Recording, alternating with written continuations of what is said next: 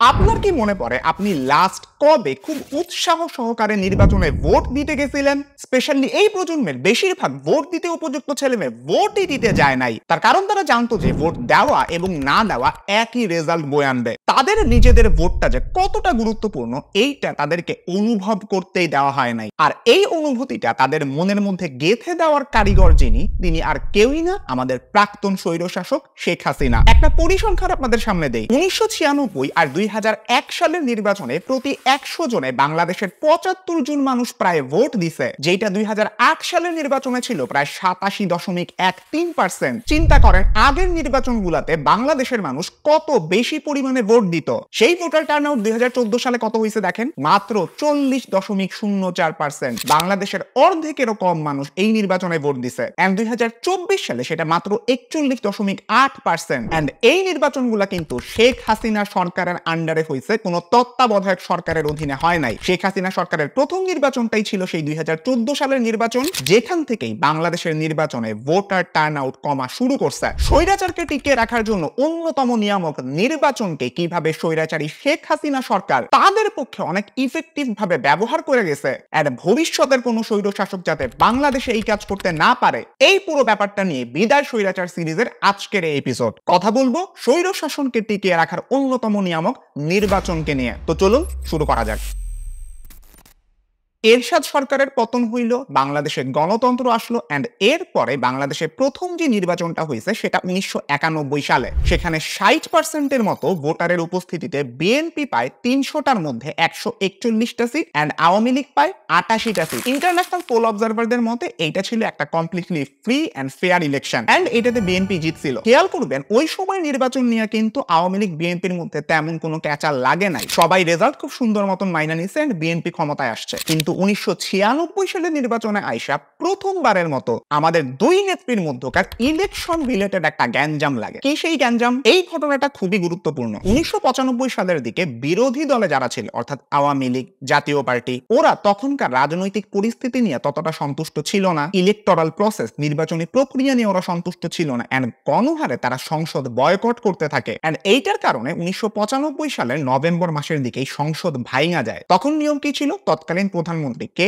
খালেদা জিয়া 90 দিনের মধ্যে একটা নির্বাচনের ব্যবস্থা করতে হবে, এন্ড উনি এটা করছেনও ফেব্রুয়ারির দিকে। কিন্তু তখন বিরোধী দলীয় পার্টি আওয়ামী লীগ সাথে জাতীয় পার্টি ওরা সবাই মিলে বললো যে না ভাই, এই সরকারের আন্ডারে আমরা কোনো নির্বাচনে যাব না, আমরা চাই একটা কেয়ারটেকার গভর্নমেন্ট বা তত্ত্বাবধায়ক সরকারের অধীনে নির্বাচন। তো ওই সময়টাতে খালেদা জিয়া নিরপেক্ষ তত্ত্বাবধায়ক সরকারের অধীনে নির্বাচনটা দেন নাই, এন্ড বিএনপি তখন একাই নির্বাচনটা করছিল। এন্ড এইটা দেখে মানুষ প্রচন্ড অবাক হয়েছিল। আপনাদের কাছে এখন হয়তো নরমাল হয়ে গেছে যে এক সরকারের আন্ডারে একটা দলে নির্বাচন করতেছে, ওরাই সব সিট জিততেছে। এইরকম পরিস্থিতি কিন্তু 1996 সালে ছিল না। বাংলাদেশ তখন মাত্র কয়েকটা বছর আগে গণতন্ত্র আবার ফেরত পাইছে। তখন মানুষ এইরকম নির্বাচনের কথা চিন্তাও করতে পারতো না, যেখানে মানুষ ভোটই দিতে যাবে না, একা একটা দল নির্বাচিত হয়ে বসে থাকবে। এন্ড এইটাই আলটিমেটলি হয়েছে। 96 প্রথম যে নির্বাচনটা হয়েছে খালেদা জিয়ার নিজের সরকারের অধীনে, ওইটাতে মানুষ ভোটই দিতে যায় নাই। ভোটার টার্নআউট ছিল মাত্র 10 থেকে 15%। হরতাল, মিছিল, মারামারি সবকিছু মিলে পুরো দেশটার অবস্থা খুবই বাজে হয়ে গেছিল। এন্ড ওই ইলেকশনে বিএনপি সব সিট জিতে সরকার গঠন করে ফেলছে। এখন কেউ তো এই সরকার মানে না, দেশের অবস্থা খুবই বাজে হয়ে যায়, আন্তর্জাতিকভাবে অনেক সমালোচনা হইতে থাকে বাংলাদেশের। এন্ড সরকারের বিরুদ্ধে তখন অসহযোগ আন্দোলন শুরু হয়ে যায়। এন্ড এই আন্দোলন, মারামারি, হরতাল, এই সবকিছু খালেদা জিয়ার নিতে না পাইরা অবশেষে উনি সংবিধানে একটা সংশোধনী আনেন, নিজে পদত্যাগ করেন, আর তত্ত্বাবধায়ক সরকারের অধীনে একটা নির্বাচন করার ব্যবস্থা কইরা দেয়া যান। তখন একটা ফেয়ার ইলেকশন হয়, এন্ড সেইটাতে আওয়ামী লীগ জিতা ক্ষমতায় আসে। এই কাহিনীটা কেন এত গুরুত্বপূর্ণ একবার খেয়াল করেন। এই শেখ হাসিনাই কিন্তু তত্ত্বাবধায়ক সরকারের অধীনে নির্বাচন হওয়ার জন্য এত কাহিনী করছিল 1996, 2001, 2008 সালেও তত্ত্বাবধায়ক সরকারের অধীনেই নির্বাচন হয়েছে, যার একটাতে আওয়ামী লীগ হারছে 2001 সালে, আর অন্যটাতে আওয়ামী লীগ জিতছে 2008 সালে। তাইলে একবার চিন্তা করেন, তত্ত্বাবধায়ক সরকারের আন্ডারে নির্বাচন হবে, এই কনসেপ্টটার পিছনে শেখ হাসিনার অবদান কিন্তু অনেক বেশি, আপনি বলতেই পারেন। কিন্তু এই শেখ হাসিনাই 2009 সালে ক্ষমতায় আসার পরে কি করছে একবার দেখেন। 2011 সালে শেখ হাসিনার নেতৃত্বে সংবিধানের 15তম সংশোধনী করা হয়, যেখানে বলা হয় এখন থেকে কোন তত্ত্বাবধায়ক সরকারের অধীনে নির্বাচন হবে না, যেই সরকার ক্ষমতায় থাকবে সেই সরকারের অধীনেই নির্বাচন হবে। অর্থাৎ তত্ত্বাবধায়ক সরকারের অধীনে নির্বাচন করানোর জন্য আপনি যেই সংবিধানের 13তম সংশোধনীটা আনাইছিলেন নিজে আন্দোলন কইরা, সেইটার বিরুদ্ধেই আপনি আবার 15তম সংশোধনী করায় ফেললেন। মানে ক্ষমতায় থাকার জন্য যখন যেটা করা দরকার আর কি। ইলেকশন প্রসেস আপনি বাদ দেন, ভোটার টার্নআউট আপনি বাদ দেন, ইলেকশন ফেয়ার হয়েছে কিনা ওইটাই বাদ দেন, শুধুমাত্র সংবিধান নিয়ে উনি যে খেলাটা দিচ্ছেন এটা অন্য কোনো খেলোয়াড় খেলতে পারতো না। আচ্ছা, এখন শেখ হাসিনার আমলে হওয়া যে ইলেকশন গুলা হয়েছে ওইগুলোর ব্যাপারে কিছু কথা বলি। প্রথম ইলেকশনটা তো হয় 2014 সালে, এমন একটা ইলেকশন যেখানে মূল বিরোধী দল বিএনপি ওরা পার্টিসিপেটই করে নাই। এখন এটা আপনাদের স্বাভাবিক মনে হইতে পারে, কিন্তু তখন কিন্তু এটা খুবই বড় একটা ডিল ছিল। কেন তারা পার্টিসিপেট করে নাই? কারণ তারা চাইছিল নির্বাচনটা যাতে একটা তত্ত্বাবধায়ক সরকারের অধীনে হয়, যেমনটা 19 বছর আগে শেখ হাসিনা নিজেও চাইছিল। 1996 এর সময়টাতে বিরোধী দল যখন অংশগ্রহণ করেনি নির্বাচনে, তখন তো দেখা গেছিলই অনেক আন্দোলন হয়েছে, হট্টগোল হয়েছে, এন্ড দেন আলটিমেটলি একটা ফ্রি অ্যান্ড ফেয়ার ইলেকশন দিতেই হয়েছিল। 2014 সময়ে বিএনপিও ভাবছিল তারা যদি প্রধান বিরোধী দল হিসেবে এই নির্বাচনটা বয়কট করে তাইলে হয়তো এমন কিছুই হবে, একটা সুষ্ঠু নির্বাচন হয়তো তারা পাবে। কিন্তু এইবার কাহিনীটা ঘটছে পুরোপুরি ভিন্ন। আগের বারের মতন সরকারের পদত্যাগ কিংবা পার্লামেন্ট ডিসলভ হওয়ার মতন কিছুই ঘটে নাই। বিএনপি যতই মিছিল হরতাল করুক,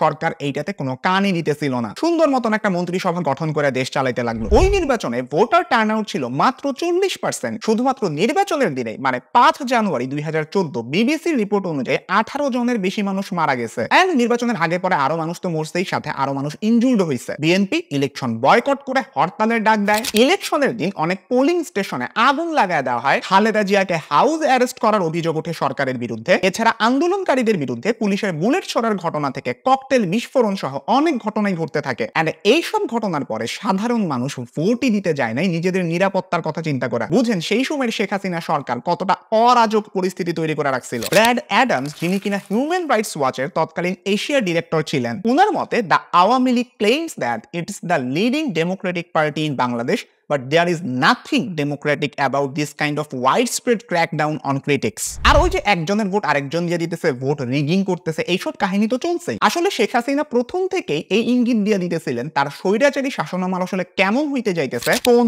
লেভেলের স্বৈরাচারী গেম উনি খেলতে যাইতেছেন। 2014 সালের সেই নির্বাচনের পরে দেশে একটা কালো অধ্যায় শুরু হয়। আপনি যদি 2015 সালের জানুয়ারি মাসে সিএনএন এর একটা প্রতিবেদন দেখেন, ওই কয়েকদিনে 31 জন মানুষের মৃত্যু হয়, 7,000 মানুষ গ্রেফতার হয়। এছাড়া হরতাল, বোম ব্লাস্ট, ভায়োলেন্স তো এইসব চলতেই থাকে। অপোজিশন পার্টি অর্থাৎ মেইন বিরোধী দল বিএনপির যত মেম্বার আছে অনেককেই অ্যারেস্ট করা হয়। শেখ হাসিনার বিরোধী পক্ষের যে অ্যাক্টিভিস্টরা আছে তাদেরকে গ্রেফতার করার মাধ্যমে বিএনপি এবং বিরোধী দলগুলোকে আসলে পঙ্গু বানায় দেওয়া হয়। বিএনপির সব ক্ষমতাধর নেতাদের বিরুদ্ধে দুর্নীতির অভিযোগ আইনে একে একে তাদেরকে জেলে ভরা হয়। শেষে তো 2018 সালে অর্থাৎ যেই বছর আরেকটা ইলেকশন হয়েছে, সেই বছর ফেব্রুয়ারিতে জিয়া অরফানেজ ট্রাস্টের দুর্নীতির অভিযোগে খালেদা জিয়াকেই জেলে পাঠায় দেওয়া হয়। এইখানে আপনার প্রশ্ন হইতে পারে, তখন কি বিচার বিভাগ স্বাধীন ছিল না? সংসদও তো এটার সাথে জড়িত, তারা কি কিছু করতে পারেন এটার এগেইনস্টে? কিন্তু ভাই এইটা কমপক্ষে অ্যাটলিস্ট আপনি ক্লিয়ার, শেখ হাসিনার শাসন আমলে সরকারের যে 3টা বিভাগ আছে, আইন বিভাগ, নির্বাহী বিভাগ, বিচার বিভাগ, এই 3টাই শেখ হাসিনার মর্জি মতন চলতো। বিচার বিভাগ নিয়ে জানতে চাইলে এসকে সিনহার রিসেন্টলি যে ইন্টারভিউ গুলো হইতেছে এগুলো আপনারা ফলো করতে পারেন। আর প্রেসের স্বাধীনতা তো নষ্ট করে দেওয়া হয়েছিল। টিভি চ্যানেল কিংবা খবরের কাগজ পড়ে মানুষ বুঝতো না দেশের অবস্থা আসলে কতটা ভয়াবহ। এরপরে যদি 2018 সালের নির্বাচনের কথায় আসি, সেম কাহিনী। বিএনপি এবং তাদের ঐক্য জোট নির্বাচন বয়কট করে, কিন্তু তাতে কোনো লাভ হয় না। আওয়ামী লীগ আবারও ইলেকশন জিতে 288টা সিট নিয়ে, আর বিএনপি এবং তাদের জোট পায় মাত্র 7টা সিট। দিন শেষে তারা নির্বাচনকে একটা হাস্যকর নির্বাচন হিসেবে মন্তব্য করে। লালবাগের একটা ভোট কেন্দ্রে নাকি ভোটিং এর মাঝে লাঞ্চ ব্রেক ছিল, এই জন্য অনেকক্ষণ ভোটিং অফ ছিল। এই লাঞ্চ ব্রেকে আসলেই লাঞ্চ হয়েছে নাকি অন্য কোনো কাজ হয়েছে এটা কেউ জানে না। নিয়ম অনুযায়ী কিন্তু সকাল 8টা থেকে বিকাল 4টা পর্যন্ত টানা ভোট হওয়ার কথা। অনেকে দেখছে দায়িত্বরত যে কর্মকর্তারা আছে তারা ব্যালট বাক্স ভর্তি করতেছে, এন্ড সামনে পুলিশ আর ইলেকশন অফিসিয়ালরা দাঁড়ায়ও আছে, কিন্তু ওরা কিছুই করতেছে না। ইনফ্যাক্ট পুলিশ এই কাজে অনেক ক্ষেত্রে হেল্পও করছে। এই সব কিছু দেখা বিরোধী দল নির্বাচন শেষ হওয়ার আগেই নির্বাচন বয়কট করে এন্ড নিরপেক্ষ নির্দলীয় তত্ত্বাবধায়ক সরকারের অধীনে নির্বাচন দেওয়ার জন্য বলে। এন্ড তাদের এই ক্লেম তখনকার নির্বাচন কমিশনের হেড নুরুল হুদা নাকচ করে দেন। তার মতে এই নির্বাচনে 80%-এর বেশি ভোটার টার্নআউট ছিল। এন্ড এই নির্বাচনের পরে আবার আরেকটা ইলেকশনের কোনো প্রশ্নই উঠে না। বলা হইতেছে 80% ভোটার টার্নআউট, কিন্তু এর মধ্যে কতটা ওই ব্যালট বাক্স ম্যানুয়ালি সিল করার মাধ্যমে একজন একজনের ভোট আরেকজন দিয়ে দেওয়ার মাধ্যমে পূরণ করা হয়েছে, এটা আশা করি আপনারা বুঝতেছেন। আওয়ামী লীগ আবারও সরকার গঠন করে। বিএনপির অবস্থা তখন এতই খারাপ যে আওয়ামী লীগের এগেইনস্টে যে তারা দাঁড়াবে সেই অবস্থাটা তাদের ছিল না। আর জাতীয় পার্টির কথা তো বাদই দিলাম। ইন্টারন্যাশনাল অবজারভাররা ক্রমাগত শেখ হাসিনার বিরুদ্ধে অ্যালিগেশন দিয়েই যাইতেছিলেন, বাট এইগুলোকে উপেক্ষা করে শেখ হাসিনা দেশ শাসন করতেই থাকে, একের পর এক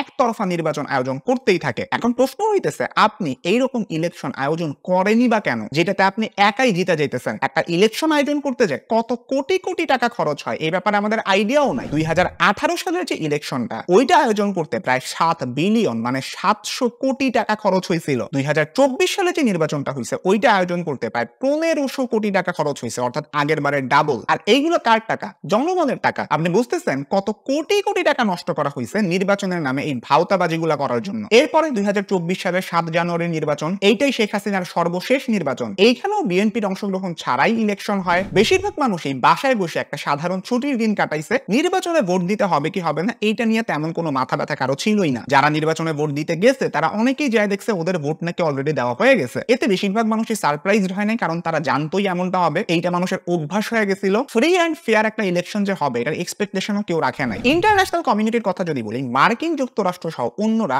আগে অনেকগুলো হুমকি ধামকি দিছে, আপনাদের ভিসা ক্যান্সেল করে দিব, এই করব ওই করব, এরকম আরো অনেক কথা বলা হয়েছে, কিন্তু শেখ হাসিনা এগুলোর কোনো পাত্তাও দেয় নাই। এমনকি উনি এটাও বলছে এত বড় আটলান্টিক পার হয়ে ইউএসএ তে যাওয়া লাগবে না, অথচ উনি নিজেই এখন ইউএসএ তে অ্যাসাইলাম খুঁজতেছে, যেটা খুবই হাস্যকর একটা জিনিস। দিন শেষে মনে হয় ইন্টারন্যাশনাল কমিউনিটি এইটা বুঝা নিছিল শেখ হাসিনার সাথে এইসব করে আসলে লাভ নাই, তাই ওরাও সবকিছু মাইনা নিয়ে একটা ভালো সম্পর্ক বজায় রাখছে উপরে উপরে। বিএনপিও আগের বারের মতন হরতাল মিছিল এগুলা কিছুই করতে পারে নাই, তারাও তাদের ডাউনফল মাইনা নিছিল এন্ড এমন একটা দিনের অপেক্ষা করতেছিল যেই দিন শেখ হাসিনার ডাউনফল আসবে। এন্ড দিন শেষে সেই ডাউনফল আসলো ছাত্রদের হাত ধরে। পুরো সময়টা জুড়ে সবাই বুঝতেছিল দেশটা আসলে কোথায় যাইতেছে, কিন্তু কেউই স্বৈরাচারী সরকারের বিরুদ্ধে কিছু করতে পারতেছিল না। শেখ হাসিনা এমন ভাবে সবাইকে দাবায়া ক্ষমতা ধরে রাখছিল, কিন্তু দিন শেষে আসলে সত্যিরই বিজয় নিশ্চিত হইল। আজকের এই পুরো ভিডিওটাতে শেখ হাসিনার আমলে করা যে নির্বাচনগুলো ছিল সেইগুলা কেন আসলে সুষ্ঠু হয় নাই, এন্ড তার আগে যেই শেখ হাসিনা তত্ত্বাবধায়ক সরকারের অধীনে নির্বাচন দেওয়ার জন্য আন্দোলন করে আসছে, উনি নিজেই আবার তত্ত্বাবধায়ক সরকারের অধীনে নির্বাচন ব্যবস্থাটাকে যে বাতিল করে একটা হিপোক্রেসির পরিচয় দিচ্ছেন, এই পুরো ব্যাপারটা আমি আজকের ভিডিওতে তুলে ধরার চেষ্টা করছি। পরবর্তীতে যদি কখনো কোনো সরকার স্বৈরাচারী হয়ে ওঠার চেষ্টা করে, আমাদেরকে সাবধান থাকতে হবে তারা এই নির্বাচন নামের নিয়ামকটাকে খুব